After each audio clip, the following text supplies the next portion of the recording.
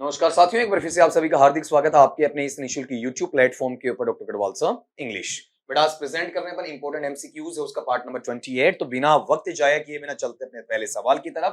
पहला सवाल है कि विच one of the following is a set of semantic grouping sequence. निम्नांकित में से कौन सा ऐसा आपका ग्रुप है, कौन सा ऐसा समूह का क्रम बताया गया है जो हमें किसकी जानकारी देता है? सिमेंटिक की। सिमेंटिक का मतलब जो किस पर आधारित है? मीनिंग। मतलब ऐसे शब्द आपको ढूंढने हैं जो मीनिंग या अर्थ के आधार पर क्या हो रहे हैं आपके वहां पर एक तरीके से ग्रुपिंग में आ सकते हैं, मतलब उस अर्थ से वहां पर क्या है आपके जुड़े हुए। इसमें एक चीज ऐसी है कि स्ट्रक्चर नहीं लेना, संरचना नहीं लेनी, केवल क्या लेना आपको वहां पर? ग्रुपिंग है। ग्रुपिंग का हिस्सा इसके अंदर आपको वहां पर देखना है। तो कौन सा पार्ट ऐसा है जो कि आपका अर्थ के आधार पर एक जैसा दिखता है? ठीक है, सिमेंटिक ग्रुपिंग का मतलब है जिनका अर्थ कैसा होता है बेटा? एक जैसा होता है। तो आप यहां पर चेक करना अपने पास में यहां वाले पार्ट में क्या रहा है? Table, notebook, chair, pen. तो ग्रुप तो हो सकता है, सबका काम एक जैसा हो सकता है, लेकिन मीनिंग एक जैसा नहीं है। मेज है, उत्तर पुस्तिका है, कुर्सी है, कलम, मीनिंग बिल्कुल अलग अलग है। होम घर है, फैमिली परिवार है, यहां रिलेटिव रिश्तेदार से आ गया, तो इनका ग्रुपिंग सिमेंटिक या मीनिंग पर जुड़ा हुआ नहीं है। फिर आपने देखा हिज है, या फिर आपका हर है, माई है, योर है। अगर इनकी मैं बात करता हूं तो ये सारे के सारे कैसे हैं आपके? पजेसिव नेचर के हैं। ठीक है, स्वामित्व सूचक शब्द वहां पर बताने वाले रहते हैं आपका वहां पर। और पजेसिव में भी पजेसिव डिटर्मिनर या एडजेक्टिव है, तो ये सिंटैक्टिक ग्रुपिंग हो सकता है, सिमेंटिक ग्रुपिंग वहां पर नहीं होगा। अब सिमेंटिक ग्रुपिंग की आप बात करते हैं तो डिजायर इच्छा के लिए आता है, विल इच्छा के लिए आता है, एस्पिरेशंस इच्छाओं या महत्वाकांक्षाओं के लिए आता है, इंटेंशन मुझे क्या करना है उसका इरादा या इच्छा क्या है उसके लिए आता है। तो ये एकमात्र ऐसा पार्ट है जो एक जैसा अर्थ वहां पर देता हुआ आपको प्रतीत होगा। कौन सा? डिजायर है, विल है, एस्पिरेशंस और बेटा आपका इंटेंशंस है। अगले पे चलो। Which of the following is a base of the selection of the language material according to the numbers of the situation a word can be used. बहुत अच्छी डेफिनेशन है। दो तरीके से सवाल आपसे पूछा जा सकता है, मतलब डेफिनेशन देकर वो किसकी डेफिनेशन है ऐसा पूछा जा सकता है, और साथ में आपसे ये कहा जा सकता है कि इस वर्ड की डेफिनेशन क्या है वो बताओ। अगले ने सवाल क्या पूछा इसको समझने की कोशिश कीजिएगा। पहला तो निम्नांकित के अंदर से कौन सा ऐसा पार्ट है जिसे आप आधार बना सकते हो? किसका? सिलेक्शन या चयन का। चयन किसका? लैंग्वेज मटेरियल, भाषा की सामग्री का, अकॉर्डिंग टू द नंबर्स किसके अनुसार? उन संख्याओं के अनुसार जो उस सिचुएशन या स्थिति की हैं, जो कि वहां पर एक वर्ड है उसको या एक शब्द को उसके काम में लिया जा सकता है। मतलब उसका कितना वहां पर पार्ट कवर किया जा रहा है, कितनी सीमा तक वो जाएगा, किस एक्सटेंट तक वो जाएगा। तो हमसे ये नहीं पूछा कि उस शब्द को आप कितनी बार यूज कर रहे हैं। अगर बार की बात आती, बारंबारता की फ्रीक्वेंसी लेते, उसे सीखने योग्य बताया गया ऐसी कोई बात नहीं हुई, उसे पढ़ाने योग्य बताया गया ऐसी कोई बात वहां पर नहीं हुई। एक्चुअल में उस वर्ड को किस तरीके से काम में लेना है, किस स्थिति में काम में लेना है, वो उसकी क्या कहलाती है? रेंज कहलाती है। जैसे आपकी मोबाइल की रेंज होती है कि बेसमेंट या अंडरग्राउंड में कम काम करती है, छत पर ज्यादा काम करती है, कमरे के अंदर बीच का सा काम होता है आपका, ओपन एरिया में अच्छा काम करती है आपका। तो वहां पर ऐसा वर्ड जैसी सिचुएशन मिलेगी वैसा ही वो काम वहां पर आपका करता हुआ दिखाई देगा। फिर अगला पार्ट 53 का। Which of the following is not true about the principle of gradation? निम्नांकित में से ऐसा कौन सा कथन है जो कि ग्रेडेशन या स्तरीकरण है जिसमें सिंप्लीफिकेशन सरलीकरण की बात आती है उससे संबंधित नहीं है? अगला क्या कहना चाह रहा है इसको ढंग से सुन लीजिएगा कि निम्नांकित के अंदर से कौन सा ऐसा पार्ट है जो कि वहां पर आपके सिंप्लीफिकेशन या सरलीकरण है उससे वहां पर संबंधित नहीं है। अब इसमें वन बाय वन आपको चेक करना है। It is used to make the learning easy and interesting. यह भाषा को बिल्कुल आसान और रुचिकर बनाता है, बिल्कुल बनाता है। सरलीकरण करेगा तो दोनों काम होंगे। The teacher designs the process और प्रॉपर सीक्वेंस ऑफ टीचिंग।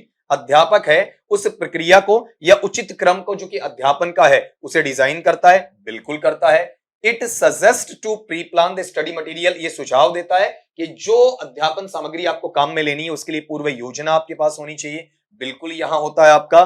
फिर the teacher decides his teaching material. अध्यापक अपना शिक्षण सामग्री है उसे निर्धारित करता है स्पॉन्टेनियसली, मतलब निरंतर तौर पर इन द क्लासरूम। कहां पर? क्लासरूम में। ये बेटा वहां पर पॉसिबल आपका नहीं है। ठीक है, मतलब ये जो आपका काम होता है क्लासरूम में तैयार करने वाला, ये ग्रेडेशन का हिस्सा नहीं हो सकता है। क्लासरूम में एट इंस्टेंट तैयार करना सीएलटी में तो काम आ सकता है, कम्युनिकेटिव लैंग्वेज टीचिंग के अंदर। अदरवाइज किसी भी बाकी अप्रोच या मेथड में हाथों हाथ इसे तैयार करने की बात नहीं कही जाती है कि क्लासरूम में एक के बाद एक, एक के बाद एक मैटर आप तैयार करो, कंटेंट आप तैयार करो, टॉपिक आप तैयार करो, ये पॉसिबल नहीं हो सकता है। अगला पार्ट लो आपका, which of the following is not a purpose of teaching prose. जब आप प्रोज या गद्य है उसे पढ़ाते हैं, उसका अध्यापन कार्य करवाते हैं, तो उनका निम्नांकित में से कौन सा वहां पर आपका लक्ष्य या उद्देश्य वहां पर नहीं है, इस चीज को चेक करना। तो प्रोज को पढ़ाने का कौन सा पार्ट नहीं है। प्रोज जब अपन पढ़ाते हैं तो बेटा उसके अंदर क्या होता है कि जिस अध्याय या जिस चैप्टर को पढ़ाया जाता है उसका नॉलेज बच्चे को देना क्या होता है, जरूरी होता है। बच्चे के अंदर एक काल्पनिक शक्ति है उसका और तर्क शक्ति है उसका वहां विकास करना जरूरी होता है। उनकी जो वोकेबलरी है, चाहे वो एक्टिव वोकेबलरी होती है चाहे वो पैसिव वोकेबलरी होती है, उसका इनहांस होना, उसका इंक्रीज होना भी वहां पर काफी ज्यादा जरूरी होता है। लेकिन इसमें अपन ये नहीं कह सकते कि बच्चे की जो आपकी मनोगैतिक है ऐसा कौशल हो या फिर आपका संज्ञानात्मक कौशल है, केवल उसी का विकास करना है, उसके अलावा भी बहुत सारी चीजें विकसित करनी होती हैं। तो बच्चों में टू इनेबल स्टूडेंट्स, उन्हें सक्षम बनाया जाए टू गेट नॉलेज, उस ज्ञान को प्राप्त करने के लिए, कंटेंट इन द लेसन, जो कि उस अध्याय में सीमित है और अध्याय में सम्मिलित है, बिल्कुल ऐसा होता है। टू डेवलप देयर इमेजिनेटिव पास, उनकी काल्पनिक शक्तियों को विकसित करने का, बिल्कुल ऐसा पार देखने को मिलेगा। फिर है to enrich their active and passive vocabulary, उनका वहां पर सक्रिय और निष्क्रिय जो शब्दार्थ भंडार है, शब्द भंडार है, उसे विकसित करना, बिल्कुल ऐसा होता है। मतलब ये चीज है, ये इसका पर्पस है, ये इसका पर्पस है, ये इसका पर्पस है, ये इसका पर्पस, मतलब ये तीसरे वाला यहां पर ये इसका पर्पस नहीं है। अब क्या नहीं वो सुनना, टू प्राइमरीली, प्राथमिक तौर पर डेवलप, विकसित करना, किसको, द साइकोमोटर स्किल्स, जो आपके मनोगैतिक स्किल्स या कौशल हैं, और जो कॉग्निटिव संज्ञानात्मक है उनको नहीं करना, आपके साइकोमोटर को करना। तो ये उल्टा हो जाएगा, ये कॉग्निटिव को तो विकसित करेगा, साइकोमोटर स्किल्स को विकसित करेगा, उसका प्राइमरी नहीं है, सेकेंडरी या थर्ड लेवल पे हो सकता है, प्राइमरी लेवल पर ऐसा नहीं हो सकता है। 55 पे आना, which one of the following sub steps of presentation should not be followed during teaching prose, निम्नांकित में से कौन सा ऐसा, देखो ये छोटी छोटी गलतियां जब आप देखो तो ऐसा आपको नहीं करना है। निम्नांकित में से कौन सा एक उपचरण है आपका, उपभाग है प्रस्तुतिकरण का, कौन सा रूल पूछ रहा है आपका, प्रेजेंटेशन का पूछ रहा है, प्रस्तुतिकरण का, should not be followed during teaching prose. जब आप प्रोज या गद्य है, गद्य का क्या करते हैं बताओ, आपका वहां पर अनुसरण करते हैं, उसे पढ़ाते हैं, आपका गद्य को पढ़ते और पढ़ाने की दोनों की प्रक्रिया को पूरा करते हैं। तो निम्नांकित में से कौन सी चीज अनुसरित नहीं होनी चाहिए, कौन सी चीज आपकी काम में नहीं ली जानी चाहिए, ठीक है। अगर इस चीज को आप देखते हैं बेटा तो इसमें कौन सा नहीं होगा, मॉडल रीडिंग होगा कि नहीं होगा, प्रोनाउंसिएशन ड्रिल होगा कि नहीं होगा, लाउड रीडिंग आपका होगा कि नहीं होगा, ऑब्सक्योरिटी एंड कंसीलमेंट होगा या फिर नहीं होगा। तो बड़ा आसान सा सवाल पूछ लिया गया इसमें। आदर्श वाचन है, आदर्श वाचन वहां पर होगा आपका, उच्चारण का अभ्यास वहां पर किया जाएगा आपका, ठीक है, जो जोरदार तरीके से आपका वाचन किया जाता है वो भी करवाया जाएगा। तो इसमें कौन सी चीज नहीं आएगी, अस्पष्टता नहीं आएगी, मैटर बिल्कुल क्लियर जाएगा, कहीं कोई अनक्लियर नहीं होगा, कंसीलमेंट, कुछ भी आप वहां पर छिपाने वाले नहीं होंगे। तो ये चीज नेगेटिव शेड आ गई, हमें क्या चाहिए आपका वहां पर, पॉजिटिव शेड चाहिए। तो ये तीन पॉजिटिव हैं, ये नेगेटिव है, अगले नेगेटिव ही पूछा है कि शुड नॉट बी फॉलोड, जिसका अनुसरण नहीं किया जाए। Question number 56, which one is not related with the specific AIIMS of descriptive type of pros, निम्नांकित में से कौन सा ऐसा जो विशिष्ट उद्देश्यों के अंदर आपका वर्णनात्मक प्रकार है जो गद्य के पाठ के साथ में संबंधित नहीं होता। मतलब इनमें से जो लेसन है किसका, प्रोज का है, तो उसका डिस्क्रिप्टिव जो टाइप आता है उसका जेनेरिक नहीं बल्कि स्पेसिफिक एम के अंदर कौन सा इनसे वहां पर संबंधित नहीं है। ये अभी तक का आज की क्लास का सबसे बढ़िया सवाल कहूंगा आपका वहां पर। अब गौर करो, जब आप डिस्क्रिप्शन देते हैं तो आप राइटर की स्टाइल को चेक बिल्कुल करते हैं, ठीक है। जो शिष्य हैं आपके उनको इसका परिचय करवाया जाएगा। To develop the imaginative power of students, जब प्रोज पढ़ा रहे हैं तो बच्चों का आपका काल्पनिक शक्ति है उसको विकसित करने का काम भी बताओगे, ठीक है। साथ में ये कि वहां पर to develop in students love for natural objects, जितने भी स्वाभाविक या प्राकृतिक जो उद्देश्य हैं आपके, और साथ में जो वस्तुएं हैं, खाली उद्देश्य नहीं कहूंगा, जो वस्तुएं हैं आपकी उनके प्रति बच्चों में एक प्रेम का विकास करना, बिल्कुल ऐसा होता है। तो कौन सा पार्ट ऐसा है जो नहीं होता, उसको सुनना जरा आपका अपने पास में, ये वाला to develop their aesthetic sense, ये जो सौंदर्य प्रसाधन से जुड़ा हुआ है, ये बेटा प्रोज का काम नहीं है बल्कि किसका काम हो जाता है, आपका पोइट्री का काम हो जाता है। यहां से पकड़ में आ जाएगा। तो ये चीजें अपन हटा सकते हैं इसके अंदर आंसर तक पहुंचने के बाद में। अगला लीजिएगा, while the process of comprehension, comprehension का मतलब है विस्तृत विवेचांकन, जो पठित अपठित गद्यांश है या पद्यांश है उनको देकर सवाल पूछा जाना, ऐसे सवालों को कॉम्प्रीहेंशन क्वेश्चंस कहा जाता है। तो इनकी प्रक्रिया के दौरान इन टीचिंग प्रोज, जब गद्य में मतलब पठित और अपठित गद्यांश आपको दिया जाता है, which one is primarily avoided, निम्नांकित में से कौन सी चीज ऐसी है जिसे बखूबी सबसे पहले अवॉइड किया जाना चाहिए, सबसे पहले आपका वहां पर हटाया जाना चाहिए। देखो इसमें बाई आस्किंग मीनिंग, ठीक है, क्या आपसे कोई अर्थ पूछा जा सकता है? बिल्कुल पूछा जा सकता है। To draw their attention to the main referent, जो आपका बच्चों का ध्यान है वो आकर्षित करना, जो मुख्य आपकी विषय वस्तु है उसकी तरफ, बिल्कुल किया जाता है। To make them contrast ideas, उनके लिए क्या करना, वहां पर विपरीत और विरोधी विचार मतलब तर्क और वितर्क की बातें लेकर आना, पक्ष में और विपक्ष में कौन सा प्लस है कौन सा माइनस, बिल्कुल होता है।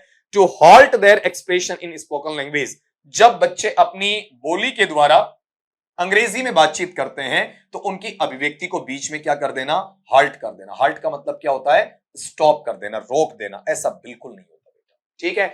बच्चे को बोलने का मौका दिया जाता है, उन्हें बोलने से वहां पर रोका नहीं जाता है, ठीक है। तो ये चीज यहां पर ऑटोमेटिकली क्या हो जाएगी बेटा जी, आपका वहां पर हट जाएगी।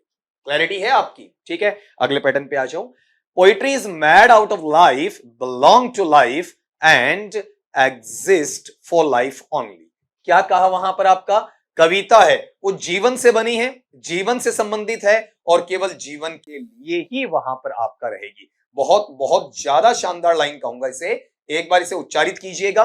क्या लिखा हुआ बेटा आपका वहां पर, पोइट्री इज मेड, आराम से इसे याद करते हुए चलेंगे आपका, आउट ऑफ लाइफ, ठीक है। अब यहां पर आपने गौर किया हो तो शुरू का जो पार्ट है वो कितना अच्छा आपका वहां पर रहा। क्या कहा कि जिंदगी किससे बनी है, बताओ देखें आपका वहां पर, जिंदगी आपका कविता से बनी है और कविता से ही जिंदगी बनी है, या कविता जिंदगी से निकल कर आई है, ठीक है। फिर अगला जो पार्ट इसमें है, बिलोंग टू लाइफ, ये वहां पर आपका जिंदगी से संबंध रखती है, ठीक है। मतलब इसका पूरा का पूरा जो संबंध है वो लाइफ से, लाइफ का संबंध किससे है आपका वहां पर, इस पोइट्री से है। ये इसका दूसरा पार्ट हो गया। फिर इसके अगले पार्ट में आप आते हैं, वो कह रहा है एग्जिस्ट फॉर लाइफ ओनली, और इसका अस्तित्व केवल किसके लिए है, जीवन विशेष के लिए, ठीक है।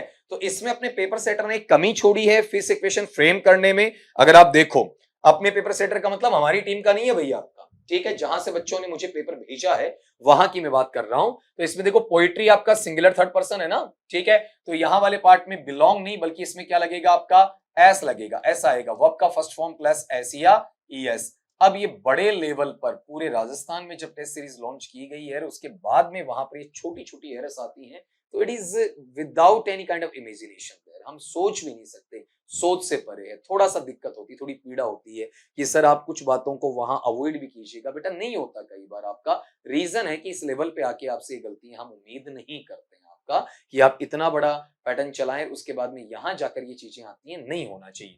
ये बेटा कहा किसने आपका, हडसन ने कहा है। तो एक बार याद कर लीजिए मेरे साथ में आपका वहां पर, poetry is made out of life, belongs to life and exist for life only, बोला किसने है, हडसन ने। नेक्स्ट लीजिएगा, टीचिंग ऑफ पोइट्री, कविता का जो शिक्षण है टू स्टूडेंट्स, बच्चों को पढ़ाना, विद्यार्थियों को पढ़ाना, हैज फॉलोइंग एडवांटेजेस, इसमें निम्नलिखित फायदे हैं, निम्नलिखित अच्छाइयां हैं। तो कौन सा फायदा कौन सी अच्छाइयां हैं, इनको आपको वहां पर इसमें चेक करना है बेटा, ठीक है। इसमें ग्रुपिंग कर दी है आपकी वहां पर, उसके अकॉर्डिंग आपको लेना है, जैसे मतलब पहला दूसरा तीसरा इनको देखना, इस तरीके से आपका वहां पर। अगले ने कहा कि it enriches the experience of the pupils, यह बच्चे या जो छात्र छात्राएं हैं उनका जो अनुभव या तजुर्बा है उसे समृद्ध बनाती है, बिल्कुल बनाती है बेटा आपका वहां पर। इट हैज कैथरेटिक वैल्यू, इसमें कुछ नकारात्मक हिस्से का या विपरीत या प्रतिकूलता का, विनाश का ऐसा कोई भाव आता है, नहीं आता बेटा, ऐसा कुछ नहीं होता है। It doesn't facilitate the natural aptitude for poetry in pupils, ठीक है। अब यहां वाले पार्ट में एक चीज गौर करना, यहां से अगर अपन देखते हैं तो अपने पास एक प्रॉब्लम आएगी। प्रॉब्लम कौन सी आएगी बेटा, वो समझाता हूं आपका। इट डजंट फैसिलिटेट मतलब यह सुविधा मुहैया नहीं करवाती, किसमें, द नेचुरल एप्टीट्यूड, जो प्राकृतिक या स्वाभाविक दृष्टिकोण होता है उसकी बात नहीं है, बल्कि रुचि की बात है। क्योंकि दृष्टिकोण के लिए जो अपने पास में स्पेल आता है वो स्पेल ऐसा होता है जिसे अपन क्या पढ़ देंगे, आपका एटीट्यूड पढ़ देंगे। ये किसके लिए आता है, दृष्टिकोण के लिए। और एप्टीट्यूड है, इसे अपन अभिरुचि पढ़ते हैं। एप्टीट्यूड को क्या पढ़ेंगे, आपका अभिरुचि, और एटीट्यूड को अपन क्या पढ़ेंगे, आपका दृष्टिकोण पढ़ेंगे। तो जो पोइट्री इन प्यूपिल्स है, बच्चों में कविता के प्रति स्वाभाविक अभिरुचि बिल्कुल वहां पर फैसिलिटेट करवाती। तो डजंट यहां कहना गलत हो गया। अब अपन देखेंगे, मैं अगर अकेला ए लेता हूं तो अकेला ए मेरे पास ऑप्शन में नहीं है, ठीक है। इसलिए मैंने कहा कि अपने को पेपर सेटर की जो सेकेंडरी प्रेफरेंस है वहां जाना पड़ेगा।